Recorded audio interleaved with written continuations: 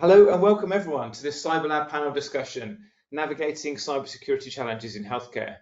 So first of all, for those of you who don't know who CyberLab are, well, CyberLab are a specialist cybersecurity company that provides a wide range of security consultancy services and managed services to our customers. We provide these across all organizations of different sizes and have been providing specialized cybersecurity services and managed services solutions to the NHS for over 15 years. Working alongside our partners, some of whom we feature in this webinar, we're able to help organisations detect issues with their cybersecurity posture, help them protect themselves against cyber attack, and provide ongoing support to ensure that we are working together to reduce risk within their organisation. With the continuing and seamlessly unending stream of cyber attacks, the NHS and other health organisations have a huge job on their hands when it comes to ensuring they're as secure as possible.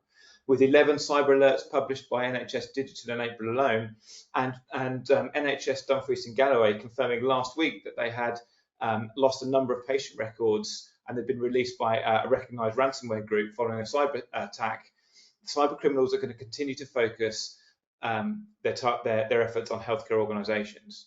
So from large and complex infrastructures with large numbers of employees, having to support legacy systems and medical and operational technology, navigating the cybersecurity challenges in healthcare is a daunting task.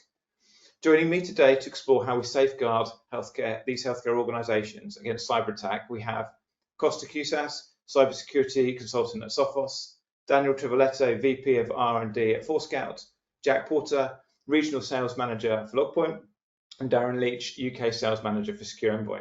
So thank you all for joining us today. Your expertise in this area is huge and your contribution is most welcome.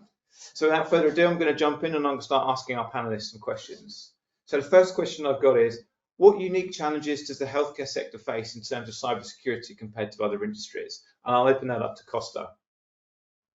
Yeah, thanks, Gavin. I think you touched on the first one quite importantly from the record that we saw last week. So there's unique data sets in the NHS, right? There is patient identifiable data, but that's tied to a lot of things outside of your traditional personal identifiable information. So it's a very valuable asset that the cyber criminals are unfortunately trying to get their hands on to hold organizations to ransom there. But I guess maybe pivoting away from the obvious there is the struggles that are faced by the healthcare sector, which is actually around resource allocation and retention. So being able to find the right relevant cybersecurity resource is quite difficult. I can say this with first-hand experience. I used to work in the NHS for 15 years, and traditionally you find that a lot of people have been in the NHS maybe for some time. They've worked their way up through the chain from maybe help desk roles up through to infrastructure and then security roles. Whereas opposed to the modern way of looking for cyber roles is to take people fresh out of university from security operations center or similar. So you find yourself with resource that are very good and very useful. But unfortunately in the NHS, especially with the pay scales being a little bit restrictive there, we are not able to retain cyber roles that are focused on things like detection and, more importantly, some of that response. Now, I know there has obviously been the national SOC that was funded via some of the Microsoft Defender program there as well.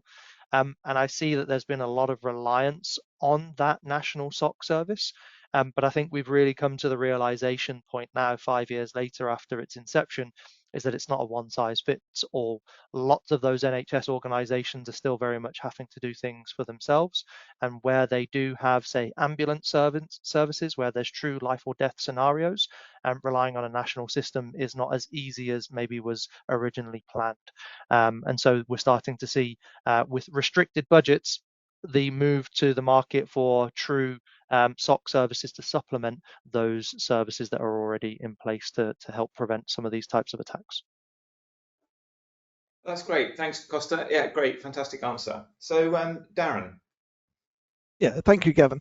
Yeah, I guess from our discussions, we're seeing having various discussions with the NHS. Obviously, the NHS is a very large organisation with different types of organisations within it, whether it's hospital trusts, special care, or ambulance services.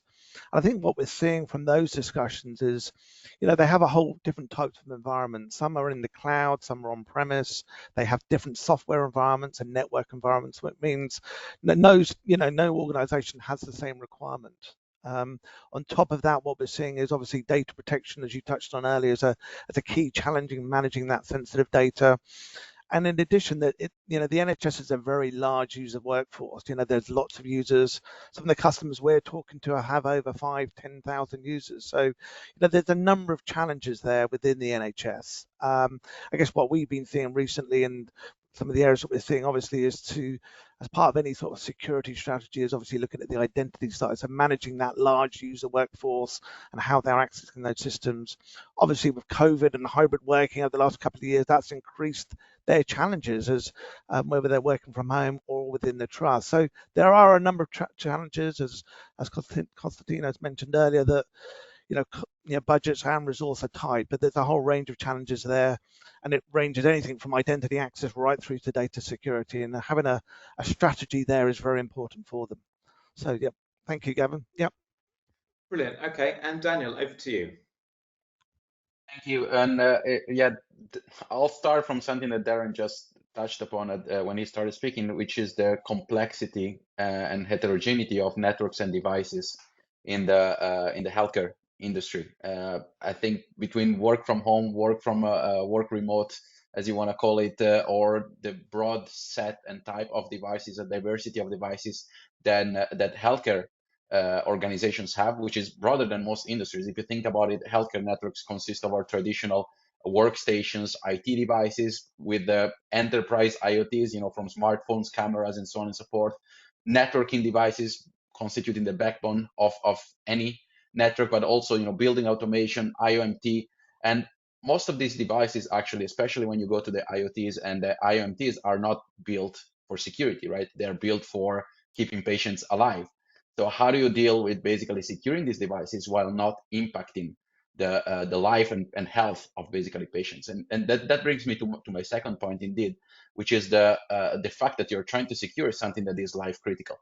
And that obviously is true for attackers, right? Attackers can impact the life of a patient directly with an attack, but also defenders can cause negative impact if they don't apply the right security techniques with these devices, or they're too intrusive in trying to secure these devices. So what is the best trade-off between security and safety among these devices? And also, patient care comes always before security, especially for the medical set of devices, right? So there's another trade-off there. If medical personnel requires a device to save a patient's life and they need to connect it to the closest plug or Ethernet port, they will do so. They need to do so because there is a patient life at stake, right? And security comes second. Yet, despite all these challenges, we are seeing an increased number of attacks with something that Costa mentioned earlier, limited funding for cybersecurity. So this impacts the ability to hire, grow personnel and skills, and also the technologies to protect those networks. So how do you basically make the best out of all these changes, securing all this with all these challenges with the government funding that is spread across hundreds of NHS trusts? That's fantastic. Thanks very much for that, Daniel. And Jack. Yeah, thanks, Gavin. So from my perspective, one of the biggest challenges that the NHS faces is, of course, that huge volume of data, which is only ever increasing. At the moment, it's projected to grow something like 7x over the next 5 years. And with that massive volume of data, there seems to be rather little prioritization or even categorization of that, which ultimately ends up resulting in these teams being data rich, but perhaps unfortunately insight poor because of that lack of prioritization or categorization with the data. Also, it sometimes appears to be maybe a bit of a mend and make do mentality, which is quite possibly a consequence of these budgets, which are just not keeping up with the cost of technology and inflation, as well as, of course, much to the points of the others here, is that the budgets are having to compete with other genuinely life-saving equipment, and quite understandably so as well, of course. It's been mentioned also already, but that national SOC setup as well can present those issues that have been mentioned. And then my final quick point here would just be that there's those ever-evolving frameworks which are causing that constant demand, but also constant change to keep up with, from such of DSPT and CAF as well. Fantastic, thanks for that, Jack. I thought it was really interesting actually, and I was thinking about the points that have been made there, and when we talk about risk to organisations, we quite often talk about brand reputation, impact on customer data, and financial impact. But actually, when we're talking about healthcare organisations, quite a few of you mentioned there the risk to life, and I think that's a real unique risk factor that those organisations have, and it's a really interesting point, and it's something that we don't necessarily consider when we're talking to commercial organisations, but it's such a differentiator when we're considering kind of NHS and healthcare organisations. Yeah, really interesting. Thanks very much for that. So the next question. So given what we've just said, what are the most pressing cybersecurity threats that healthcare organisations are facing today? And we'll start that with Daniel. Thank you, Gavin. Yeah, so as I mentioned earlier, the number of attacks to healthcare organizations is increasing, and here we are a bit at Forescout in a privileged position to see or oversee this. Our specialized Vedere Labs threat and vulnerability research team is continuously tracking attackers' behavior, adversarial activity among our customers, but also beyond, among healthcare organizations in general. And eventually, the goal for us is to provide both customers with accurate intel that they can use to basically protect themselves, but also enable our R&D teams to embed those TTPs or adversarial techniques into our product to basically detect this behavior for our customers. And what we are seeing in terms of threat actors, we are currently, or our Vedere Labs team is currently tracking 108 groups, APT groups targeting healthcare organizations, and these are divided 50% into cyber criminals, 45% state-sponsored, and 5% hacktivist groups. And the main source of these attacks is China, 35%, Russia, 28%, Iran, 15%, followed by North Korea with 4%. So these are the four major countries that we're seeing attacks coming from. Several of these countries have a few threat actors as well, like such as Lebanon, India, and Belarus, but those four are the main countries attacking. And if you look at the targets, so the targeted countries, the first target is United States, second being Germany, India, France, and UK is number 5, being targeted by this threat actor. So the UK healthcare sector is certainly under attacks, and the majority of the motivation for these attacks is financial gain. That's why we are seeing so much more ransomware, right? Because attackers want to make money. 54% of these attacks are for financial gain, and 36% are for intelligence gathering, which is going back to the privacy of information. It's very sensitive in the healthcare industry. And the way the attacks are carried out is mostly spear phishing for initial access, and then use of scheduled tasks for execution and persistent. And they use mimikatz, for example, to obtain credentials, power exploit for post-exploitation actions, remote access Trojans, for example, to get the backdoor. And they attack primarily workstations, but also medication dispensing systems, for example. And we are seeing that those are basically the main targets. But again, the financial gain ransomware type of attacks is the main type of attacks we are observing. Brilliant. Thank you very much for that, Daniel. Very interesting. Costa. Yeah, I think there's some really big key points to pick out there and almost summarize those as a bit of data exfiltration. There is that point that I made earlier around the data set in the NHS being very unique, and a lot of people want access to that for some obvious reasons. But almost pivoting on that point a little bit slightly here, rather than even direct attacks that are taking place on the NHS and its healthcare systems that are supporting it, we've seen direct supply chain attacks. So think of the University of Manchester, which had a lot of data from an NHS perspective, from research, that they were targeted in order to get that data. And this is something that, again, isn't uncommon. When we look at our larger education space, a lot of them are tied with NHS trusts. A lot of them are doing research. Think of when we were going through the rounds of COVID and people were after the research that people were doing in this country on COVID. That wasn't directly at the NHS trusts, it was the universities and the research establishments that were being brought in with them. And so when we think about pressing challenges in the NHS, yes, data exfiltration is one of them, but it encapsulates so many different avenues for these trusts and all the partners that they work with. And that to me then gets compounded by, well, who is responding to these attacks? So yes, we have the CSOC in place, and we know that they have thwarted a number of attacks here, but we also know that when it comes to some further investigation for incident response, maybe getting systems back to their original state of play, Daniel referenced there some simple things like scheduled tasks being delivered on a machine, and again, kind of coming back to the point around a lack of expertise and skill set there, there's only so much guidance that the CSOC is able to provide across, 1.5, 1.6 million users that are in the NHS now. And so that inability to respond at a local level for me is, again, another pressing challenge. It's one thing identifying the threat, and we have a lot of good technologies that are able to do that. But I think the ability to respond effectively and do so around the clock, 24/7. Again, we know the NHS has some good out of hours, but often that's for break glass scenarios like power outages as opposed to cybersecurity threats. Those for me really, really stand out. And again, picking out Daniel's point from previous as well, compound that with unique devices, legacy systems, IoT, those are really areas that for me just keep coming back to the forefront of conversations that we have with these trusts. So I think there's a good chunk of things that are pressing. I don't think I could pick one, but yeah, I think tying it all back to the data that our criminals want is probably a good finishing point for me. Thanks, Costa. So Jack. Yeah, so I think it's to no surprise to anyone, of course, those main topics I've spoken to and really well articulated by two speakers before me there about phishing and ransomware and all the details that goes with that. But I think there's also a potential increase in risk there through digital transformation.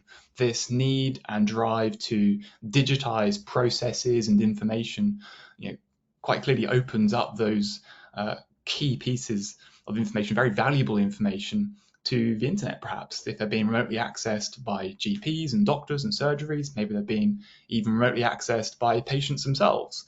This, of course, opens up that attack surface to these attackers. So having visibility over these types of risks is going to be absolutely key. And then also to Daniel's point earlier about how there's this increase in IoT being deployed across healthcare and the NHS, and this is ultimately going to be connecting those digital and physical worlds.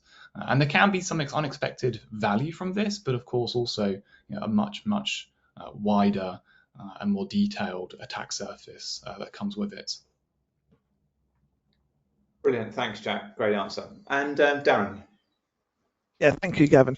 Yeah, there's such a number of the panel that mentioned. There are a range of challenges around things like phishing, ransomware attacks, obviously data protection due to the amount of sensitive data that the different types of organizations are managing. On top of that, that large user workforce that we've all discussed on, I think one of the panel mentioned that the total number of users within NHS, which is increasing all the time, and there's a real challenge for them. And I think, you've got a whole different range of types of employee that works within the NHS, whether it's medical staff, admin staff, management, contractors, for example. There's the whole range of different levels. And again, it's making sure that they are securely accessing, and it's a social awareness. It's also for the different trusts on educating the users from a security perspective on not only how they access their systems securely, but what they do with their data on a day-to-day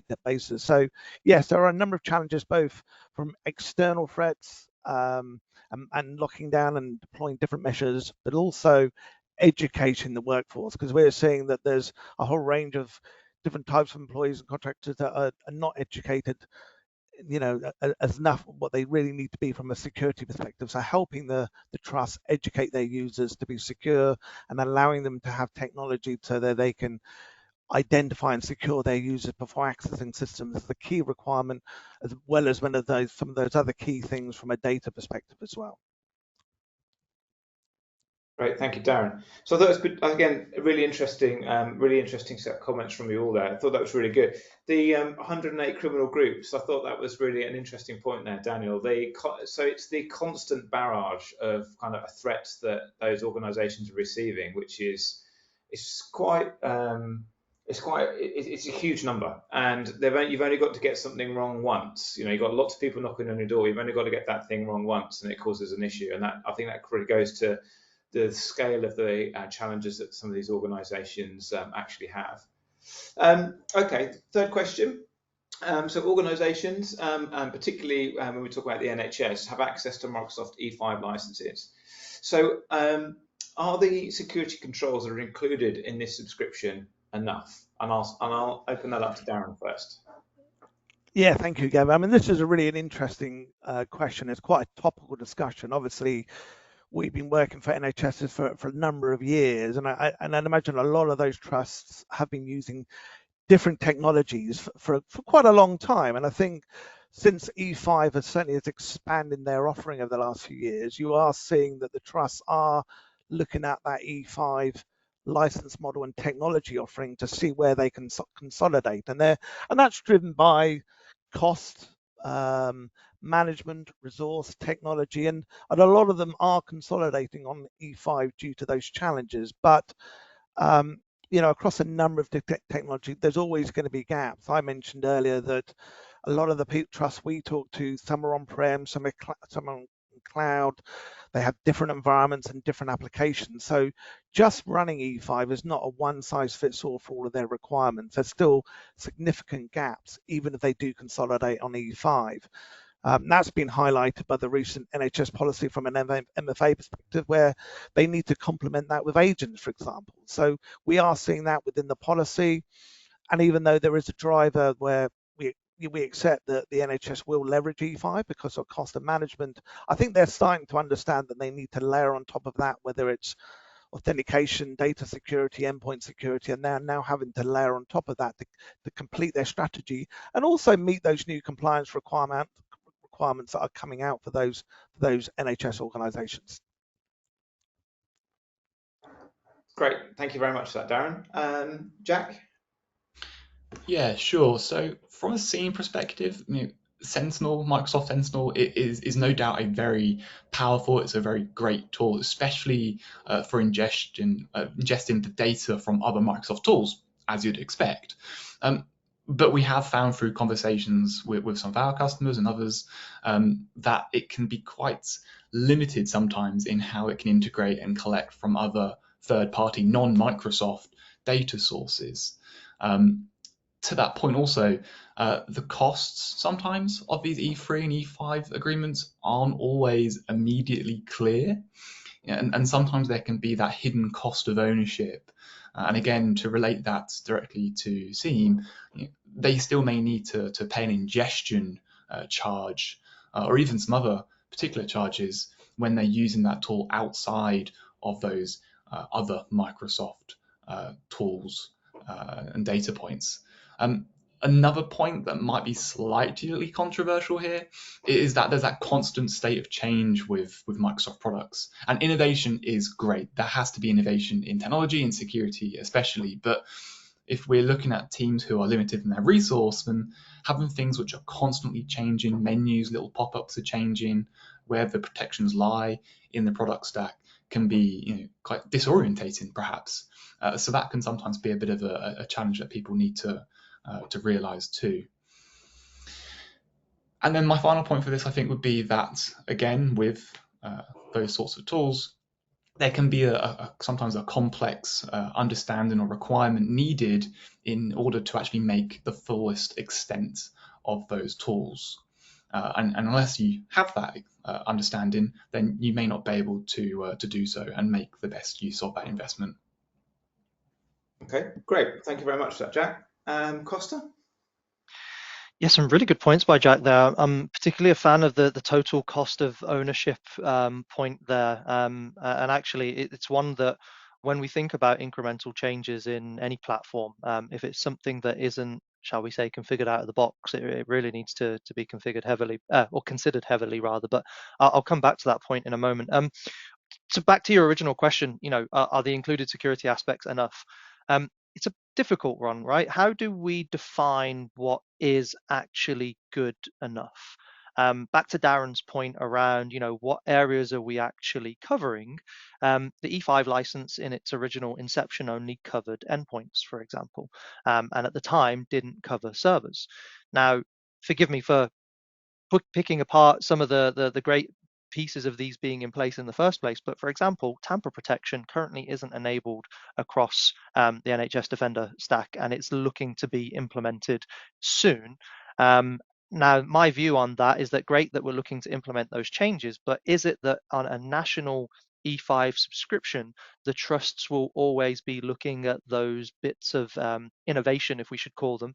Not that I deem tamper protection as innovation, but should we be looking at the innovations that are being released as something that most organizations who subscribe to them themselves would get tomorrow, whereas the NHS will potentially be on the back foot of getting and implementing these? I think we've already seen some of the restrictions of being able to get the data out of the national tenant for that E5 license to put them into third-party solutions for additional support. So I think it is a great thing, but I also think it comes with a lot of limitations. And if I were to pivot that back into Jack's point around that total cost of ownership, I know many of the trusts that I work with do follow the NCSE baselines for configuration. I know, Gavin, we've done a video series in the past around 10 points for best practice when it comes to security around things like SIEM, etc. as well. So all of these things, I know there's plenty of organizations that are referencing. But when you look at how often Microsoft has a release cadence for versions of Windows and then the best practice for those, the onus then does come back to the local organization to continually test and configure those. And again, when we come to that very wide scope of different devices, that suddenly becomes very difficult to maintain a posture of hygiene that would be acceptable in a corporate environment, for example, with so many incremental changes. Now, there's the other aspect of this for me as well, which again, coming back to Darren's point, E5 covers endpoints and now servers, but what about all the other technology pieces that are in place? So again, we've made the point that MDE is nicely looked after by the CSOC, and it's a fantastic, very enriched telemetry piece. But what about the local organization's firewalls? What about if they're using any other identity providers? What if they're using just a basic web filtering or even ZTNA VPN solution? Who gets to monitor those, and where does the onus fall back on? Well, keeps coming back to this, it's the local trust's responsibility. And so if we have an additional layer of complexity, and again, slightly unfair for me to say that E5 is an additional layer of complexity, but I think, again, referencing some of those TCO points, we do have to consider if something is misconfigured, misplaced, do we find ourselves in a position whereby there is a lack of coverage, unprotected devices, or a feature turned off, like controlled folder access for the ransomware protection? If it's not turned on and configured correctly, are there going to be files, folders, and locations that aren't protected because they weren't configured properly or they were missed in a round of configuration? So I guess back to the point that some of the others have made here, and I think surmising my own point here, how do we define enough? I think there is much more going on in an NHS environment than just the endpoints and servers. Definitely a big factor, definitely a great thing that we've got a national tenant looking after those, but I think there's still a massive gap that needs to be identified and utilized. Fantastic, thanks for that, Costa. And Daniel. Yeah, I'll start how Costa started and ended. What is enough in security, right? Is like, but I'll try to touch on a kind of slightly different point than Costa and Darren mentioned. The technology coverage. I'm gonna refer to the device coverage, right? So E5 license capabilities are very strong and include primarily, however, security for traditional managed IT type of endpoints. But what about all the IoTs and the medical devices that need to be secured differently, right? So there is a sort of gap in the ability to identify, assess risk, compliance, posture, and secure these unmanaged devices. And actually, those are the backbone. Those are the most critical devices in a healthcare organization. So there is a gap there, but it's also because of that Forescout in the last months has intensified the partnership with Microsoft There have been some communication going out around that as well, and especially around the areas where Forescout can excels and can complement well the Microsoft capabilities, which is indeed the security of these IoTs, building automation, and healthcare devices that healthcare organizations are rich of. And also the ability to basically take action not at the endpoint, but at the network level to basically remediate and mitigate threats. Actually, we were also one of the first organizations to be included in Microsoft launch of Copilot, and here we go back a little bit to the lack or limited amount of resources here. And where I'm trying to go here with this one is the introduction of AI in the form of or with the advantage of automating or trying to reduce the effort and time basically to respond, summarizing information and reducing the time of response for teams with limited expertise and certainly limited size in any case. So there is also overlaps between our offering and Microsoft offerings, but I think the main let's say complement is indeed in the combination of this managed with unmanaged, which is actually therefore protecting the overall healthcare organization, and not just part of it. Great, thank you for that, Daniel. So that was really good. Again, really good answers to those questions. I've noticed again a few people talking about gaps and making sure that the areas of gaps are actually covered. So whether that's technical gaps or gaps in the people, the skills, the technology, making sure it's all covered. So it's something that I've talked about before, that layered defense model, defense in depth, whatever you want to call it, making sure that you've got the technology providers in place to give you the cover that you deem enough, and enough being a very subjective word, but enough to mitigate the risks within your organization. So yeah, no, thanks for that. It's really good.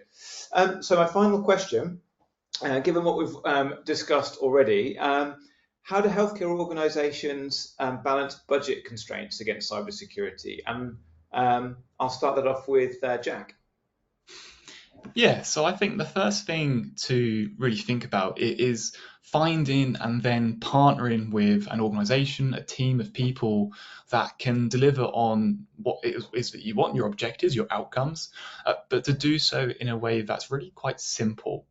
You know, there is a lot that people want to have done across security, and I think where it's been done before, to not necessarily try and reinvent the wheel necessarily. So find those partners which have perhaps done what it is that you're looking to do, and that can use that experience to do that with yourself. So looking for delivering outcomes simply. Maybe that's because they've done it before with other organizations. Maybe that's something that's been pre-built based upon that. But ultimately, that was going to give an organization a much better ROI, that elusive ROI that was so sought after. The second point perhaps to consider would be the use of automations.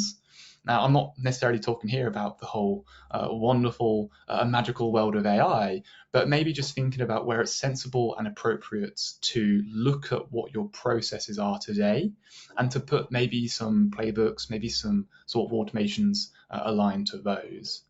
And I think then if you have a well understood process, that will make that much easier to automate and can obviously then streamline the work that you're doing. Now, this may not be something that's really complicated. This might just be the simple triage and investigation that you do immediately as part of an incident response plan. So having that initial investigation take place, that initial triage take place, can lead to a much faster response, but can have that ready for when a human is available to actually take more serious actions. Really to have it act as a force multiplier, maybe during that 9 to 5. But again, as we've all mentioned already today, is this need for more resource. So then maybe have it act as a first response in those out of hours. I think also, given the panel that we've got here as well, thinking about how a ecosystem of complementary tools can be put together. I think that's also really important, and maybe could go back to that point a moment ago about finding a partner that can deliver outcomes simply, and that might be through the use of an ecosystem of tools. And my final point, I think, will be to look towards the medium to long term, not always that short term. And I think by looking a little bit further out, you can have a much greater impact sometimes. And that might be, as we've said, by having an ecosystem, by maybe looking at some sort of automation, but also having an eye on how the commercial arrangements look like for any investments that you're going to be making sure that those are aligned to the budgets of your organization, and ones which are simply understood, not ones that are going to be spiraling after a year or two's time, things which can be looked at today and then again understood and measured very easily in that medium to longer term. So I think that's probably my final point. The other one I'd just mention is thinking about those deliverables which are unique also to healthcare and NHS, and a couple of examples from my perspective and some things that we have done is to look at creating maybe DSPT dashboards and delivering those to customers immediately during a deployment, so there can be a very quick understanding of what needs to be done further. And also ones related to the protective DNS from the NCSC and how that integrates into NHS organisations in particular, and how we can then speed up that process so that they can be a much faster, more accurate response back to the NCSC when they're asking for that information. Great, that's excellent. Thanks, Jack. So Daniel, over to you. Yeah, when you have limited budgets, I think it's even more important to go back to the basics and do those basics at least, right? No, we often hear about visibility, which is never the end goal of any CISO, but it's often the starting point of every security journey and project, right? So start from a solid baseline of visibility. What are the devices you have, risks, not just for IT, as mentioned in my previous point, but also for the unmanaged devices, which are actually the crown jewels of healthcare organization and the biggest risk to patients, which eventually is what we're trying to protect in any healthcare organizations. Second point being cyber hygiene. You know what you have, but did you change, for example, default credentials? Do you have unnecessarily open ports, for example? With standard configuration, we often, building automation or IoT devices come with tens of open ports. Do you need them all? Or start closing those ports, for example. Limit access based on least privilege, for example. Segment the network. Would be my third point. Prevent access to some parts of the network which shouldn't be accessed to. And more and more take a risk-based approach. With limited budget, you need to prioritize the few items and the few things, let's say, in the network which are the most valuable to you. So where are you going to prioritize your investments, your response? So prioritize take a risk-based approach and basically prioritize the highest risk and highest impact type of devices in your security journey. Fifth point for me would be make use of threat intelligence. We talked about, I mentioned in the second answer that I gave today about the threat actors, their behavior. One thing is trying to chase the unknowns or the 0 days, but at least let's cover our basics with respect to the known threats. Let's get the signatures, the IOCs about blacklisted domains, blacklisted IPs. Let's bring those into our organization. At least we cover basically the known issues. And then I'll move to the people side of the equation, right? This is more technology type of and process, if you like, the people side of the equation. Darren mentioned earlier, training, security awareness, training your personnel.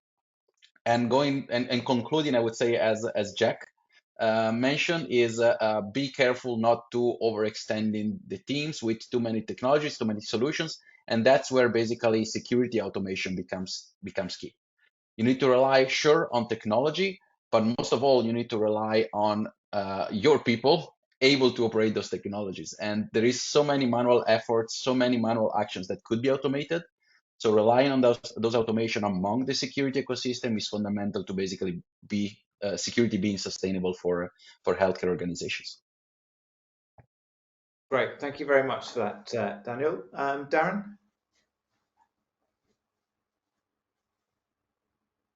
Yes, thank you, Gavin. Yes, I guess one as I touched on the last question around E5, I think what we're seeing, of course, historically of the NHS have had a lot of different technologies from a security perspective to protect their requirements. And obviously, as they move forward, as budgets become tighter, resources become tighter, environments become more diverse, I think there's obviously a challenge for whatever type of organization they are within the NHS to increase their security with less budget and less resource. And it is a significant challenge for them. We touched on the E5 earlier, that can cover some of the gaps, but there's still significant gaps even if they go with the Microsoft E5 first strategy. So it is a challenge for them. I guess what they've got to do is look at their own environments, look at their own, challenges and risk points to see how they focus on what technologies they focus on. A lot of our customers I've seen customers that have switched off multiple technologies, gone to E5, but then realized that there's still gaps, and then they come back and complement it again. So just because you're reducing cost and resource for your security strategy is not always the correct strategy, because they may have to go back and complement again, especially when we're seeing some of these new directives come out from the NHS of new policies. From our side, we're seeing it on the MFA side of things for more security on the servers, for flexible for the workers, and just consolidating on one technology doesn't always fit the requirements. So there is a challenge there, both from a technology, a requirements, and a budget side of things. And I guess it's just how you can help them from the vendor side on making sure you help them understand those gaps and how you can complement them in their own requirements that they're seeing. So, that's what we're seeing on, helping them understand and understanding there are challenges from a budget and a cost perspective, but understanding where you can help them from a technology perspective, whether it's data or identity or whatever the challenge may be. So yes, we are seeing that. Yeah. Great, thanks, Darren. And over to Costa.